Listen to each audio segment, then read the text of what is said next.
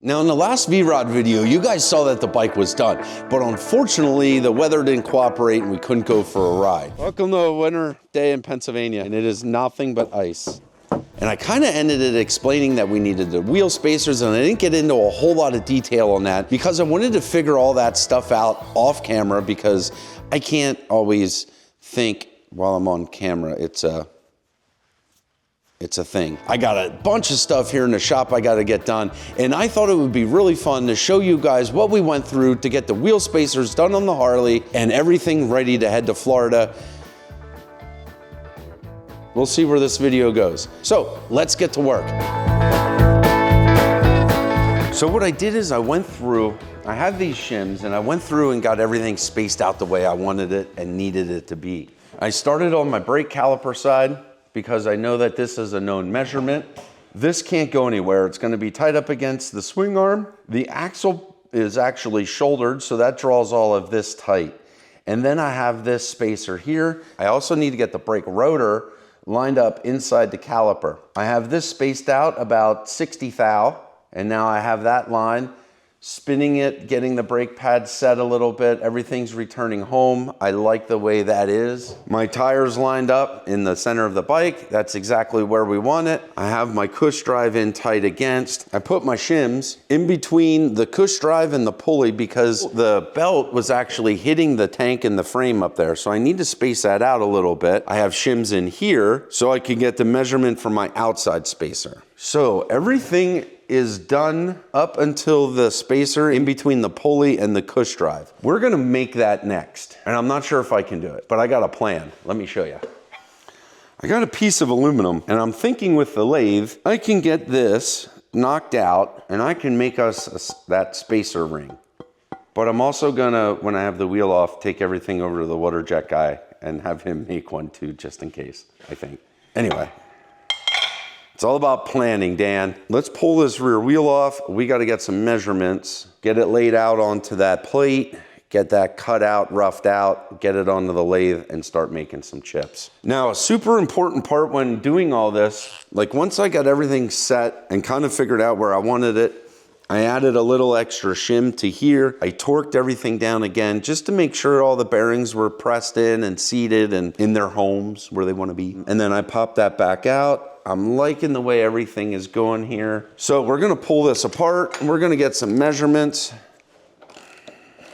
So one of the issues we were also having until I started getting everything lined up and spaced out correctly was the axle was binding up and getting tight when I was putting it through. And a lot of that is because it was binding on the arm for the brake caliper. Now that I have all that spaced out, the axle is going in and out a whole lot easier, which is nice. There it is. Let's work up here, Dan.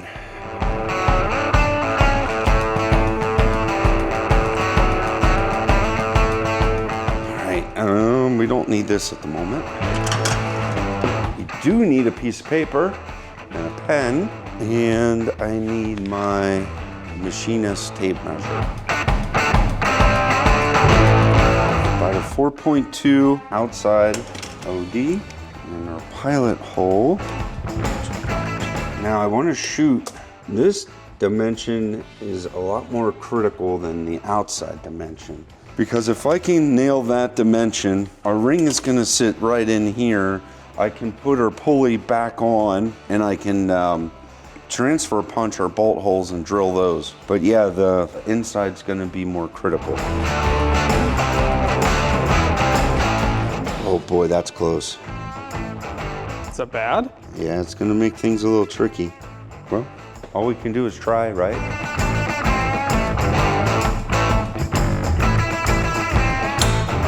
So now, scribe.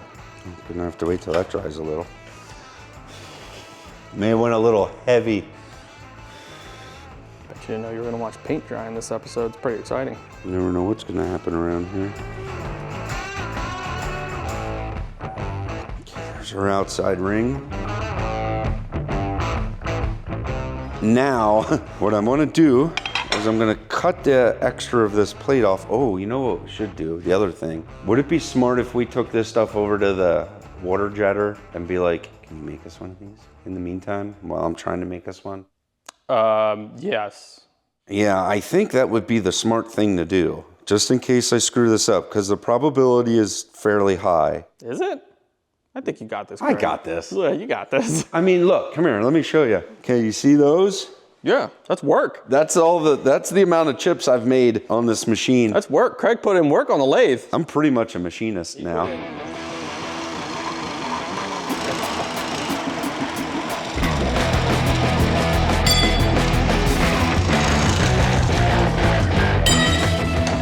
Crushing it, Dan. Absolutely crushing it.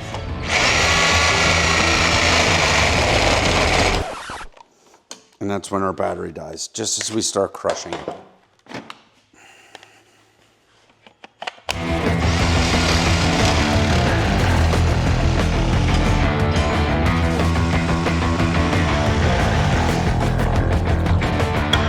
We got our surround piece. Nice. Nice. So we're gonna grab it on the outside, do the hole saw, and then I'm gonna try to just work my way out to our final dimension. And then hopefully I can chuck it up in the lathe using this inside, so then I can clean up this outside. Are we lathing? I'll try.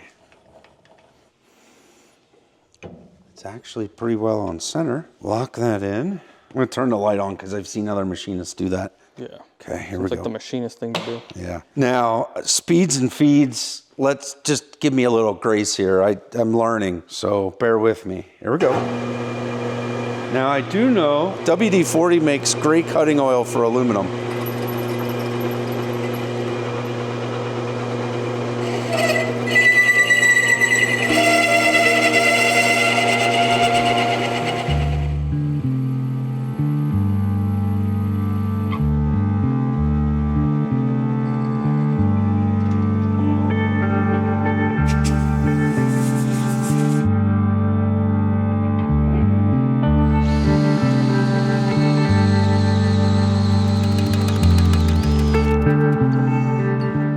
That's what we wanted to do. Okay, I'm gonna put on my shop shades because they got better coverage than my glasses. These are actually prescription safety glasses I got. They got the wings, they got my prescription shop shades. We're gonna put a link in the description below where you can get yourself some. All right, so then if I run this in, I think I have clearance for everything, Clarence. Roger, Roger. What's our vector, Victor? Let's see what happens, fellas. Fellas.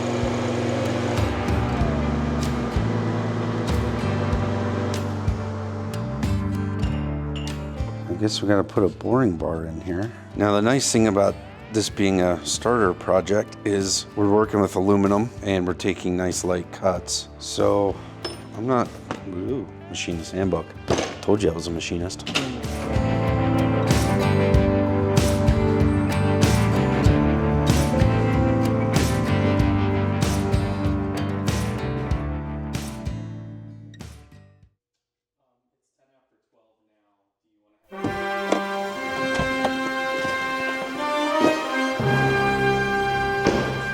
Pop the hood, it's a car show.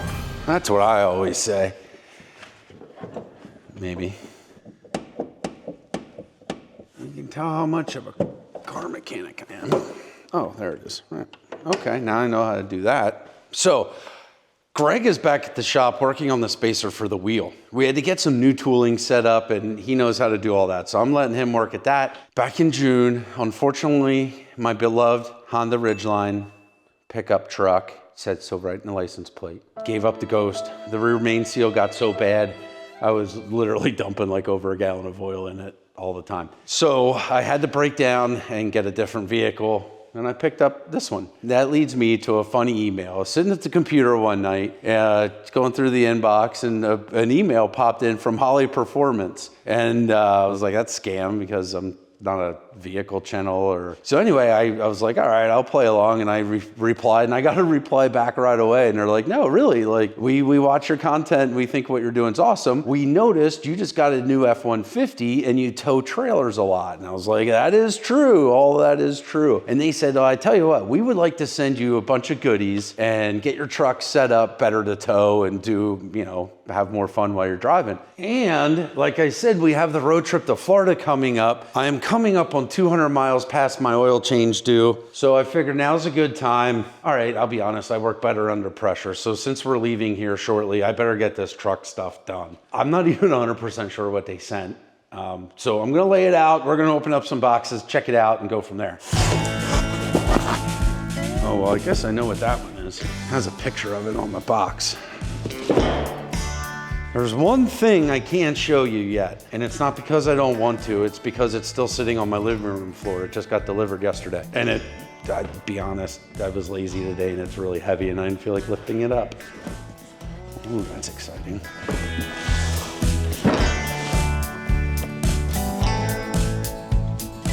Flowmaster. We're gonna have to hang that up. All right, let's see what we have here. It's a box within a box. There's the destructions. Oh, look at that.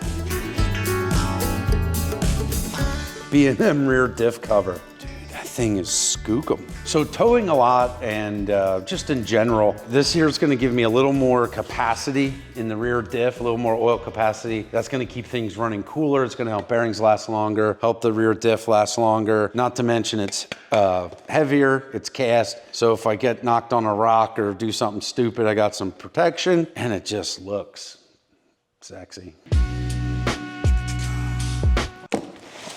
I'm guessing this is a cold air intake because, well, it looks like a cold air intake. Hoses, clamps. What else do we got in here? Okay, well, while I'm opening this up, let's check back and see how Greg's making out on that spacer.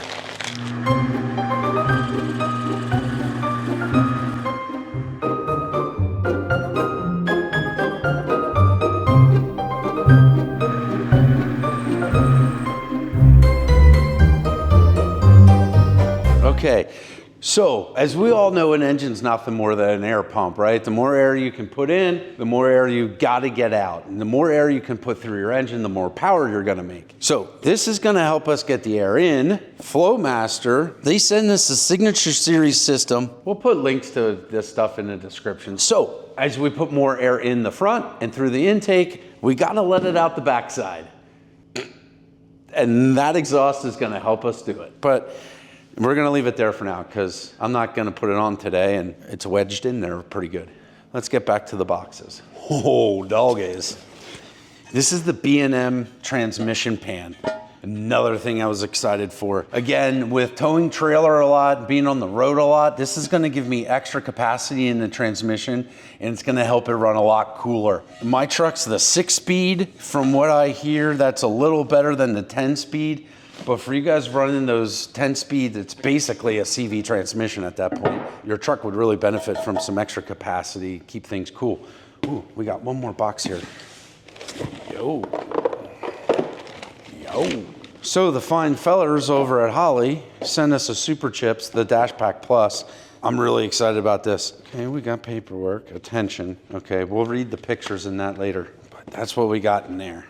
So this is gonna allow us to do all sorts of stuff. I guess you can change the tune when you're towing, you can change the tune when you're not street racing your buddies, and you can change the tune when you want better gas, more power, let them ponies eat. Now the really neat thing with all this stuff right here is you can do it at home in your garage. This is home gamer stuff and I'm super pumped about it. Harley, when they reached out, they're like, hey, we're looking for somebody that has basic know-how.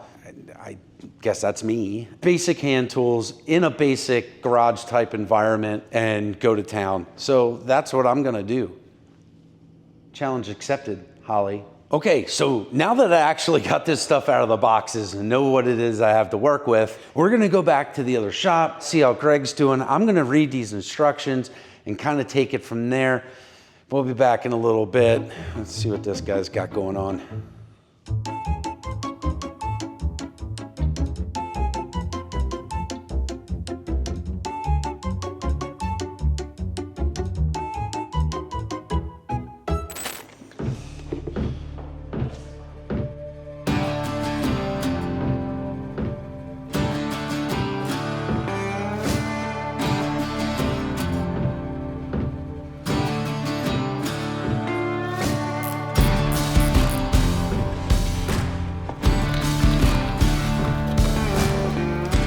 Unconnected the intake duct. Disconnect the inlet air temperature sensor plug. Release the 2 airbox cover latches.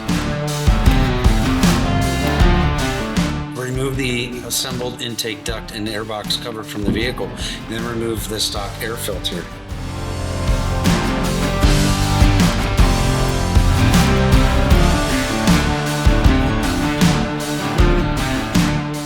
To remove, turn it 90 degrees.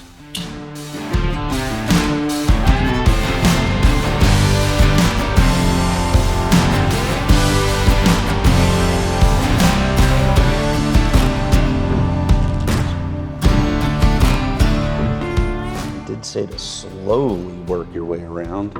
Oh, I'm finishing this up. We should go check on Greg again.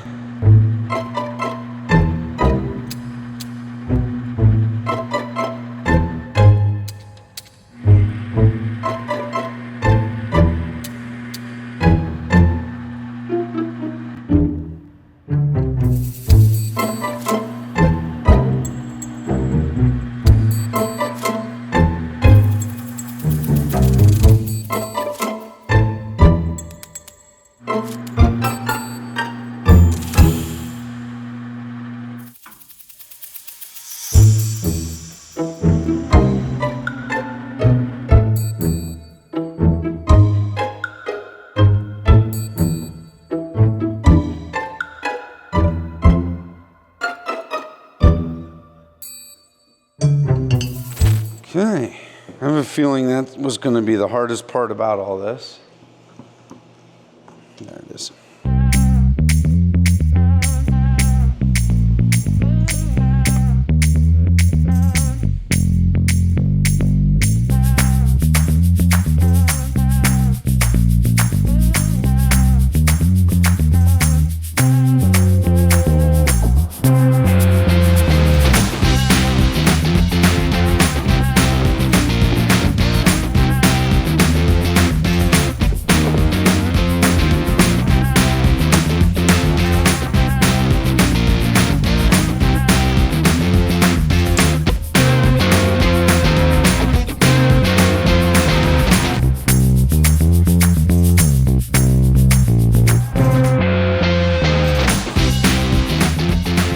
That whole process took me 24 minutes and I was working around cameras. So there's no doubt in my mind anybody at home with nothing more than a screwdriver basically can get this done in less than an hour. That was easy.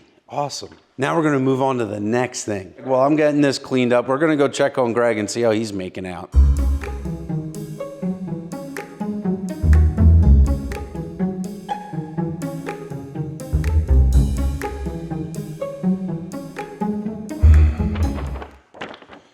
This looks pretty simple. Step one, let's look to see what we have in the box. And there we have our unit, suction cup, cable ties. Seems about right. Let's find this port. Oh geez, it's right there. Nailed it. And then this is gonna get routed through the dash. This here pulls out. Yeah. I'm gonna grab the display. And we just plug in our HDMI.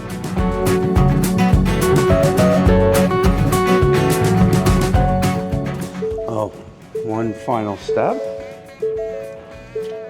Look at that. That took me less than like 4 minutes to hook that up. It's gonna take me 3 times as long to get the cable routed the way I'd like it to. But seriously, I didn't even need any, okay, I did need a tool. I needed a 10mm. They supplied the Allen wrench, and I needed a little screwdriver to pop this off, but a pocket knife would have worked. Man, that was awesome. We're about 30 minutes into upgrading the truck, and we already have the cold air intake installed and the super chips, you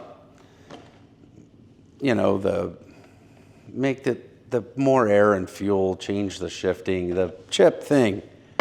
Yeah, that took about 4 minutes. So 24 plus 4, carry the 28. We're 28 minutes in to this. That was super simple, and we just added a bunch more power and made the truck a lot more fun to drive. Let's go check in on Greg, see what he's up to.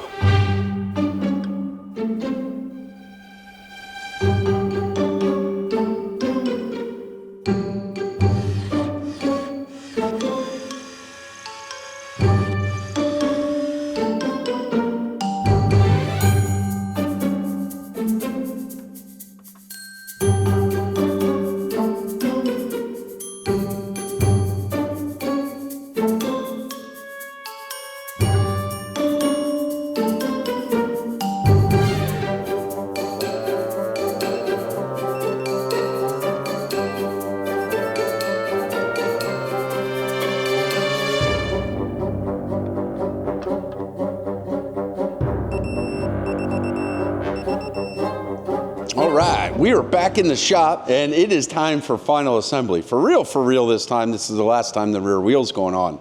For real. For real, for wheel. For real, nice. For wheel, this is the last time the rear wheel's going on. I'm really serious.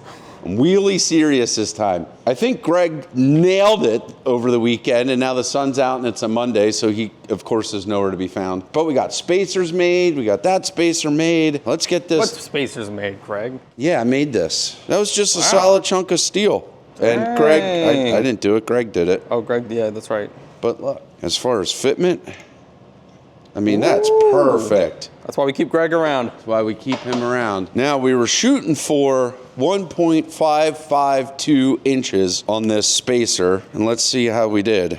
Wow. That's not bad. It's right on the money. And I'm gonna be honest, for our first go around at the spinny thing with the big motor, that's pretty awesome. I'm excited.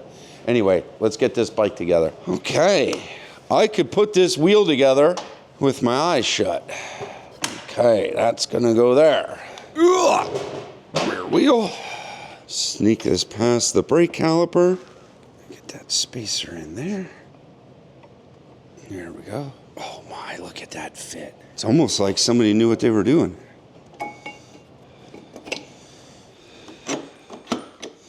Oh, I should have lined up that inside spacer first. There it goes.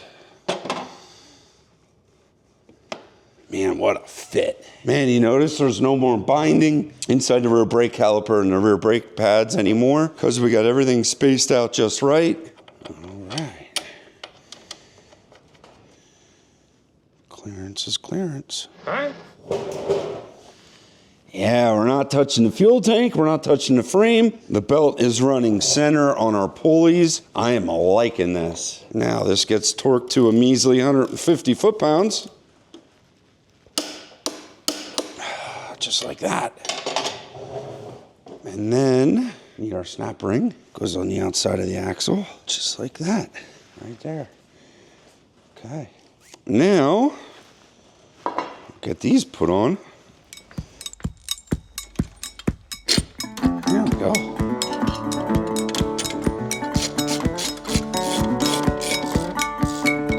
Need to find a torque number for those. Now I think we should do one final check here. We got good clearance everywhere, right? Everything's tracking good. All right, let's throw this cover on.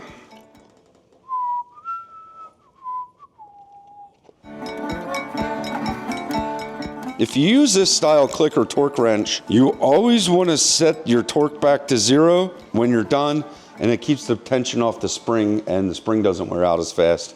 All right, next, let's see here.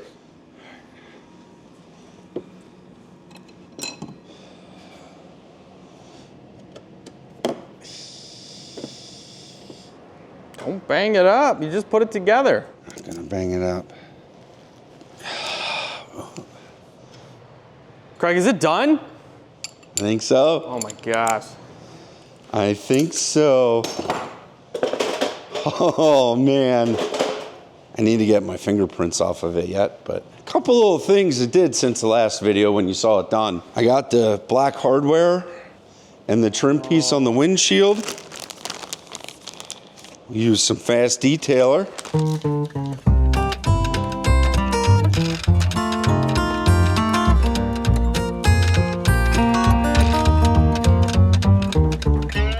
I don't know what you think, but I feel like that's enough cleaning for now.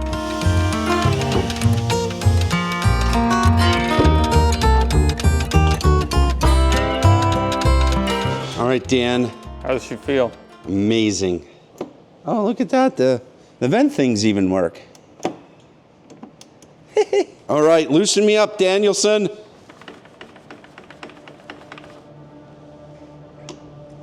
Oh man, front brakes that actually stop you. Oh. Unheard of.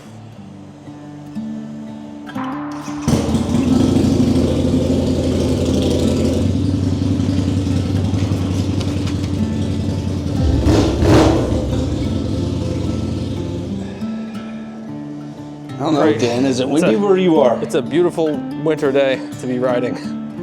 So it'll be good.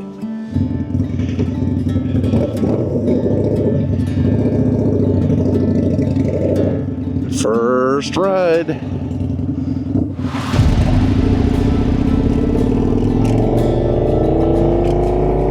Man, it's windy.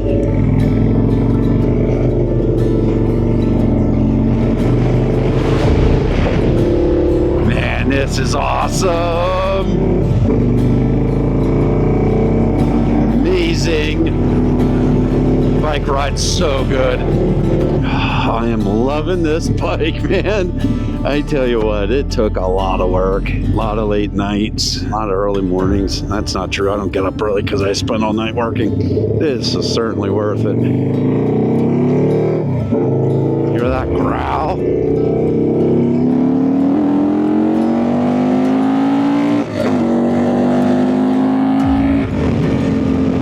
Man, this thing is snappy.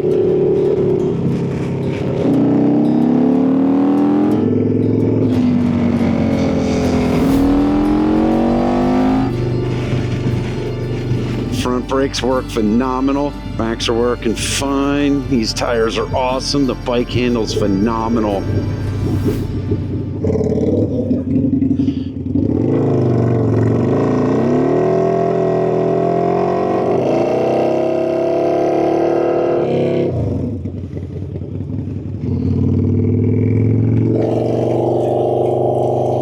So what's going on here today is it is very cold, but the sun's out. We had like 2 inches of rain last night. I can't believe all the water is gone, but the roads are still a little icy at some spots, like here where it's wet. Anywhere it's wet, it's ice. So I straighten out and just go over that nice and easy. Man, I can't wait to hit some warm weather and get this bike some miles. It is running fantastic. Well, there you have it, guys. The VROD, or the V-Glide, as some of you are calling it, or whatever, is done. We got a test ride. It is frigid here in Pennsylvania. So we're gonna be loading up and headed to Florida in a couple days, get some actual miles on this bike. Thanks for watching. Thanks for coming along on this journey. We'll see you in Florida. Have a great weekend.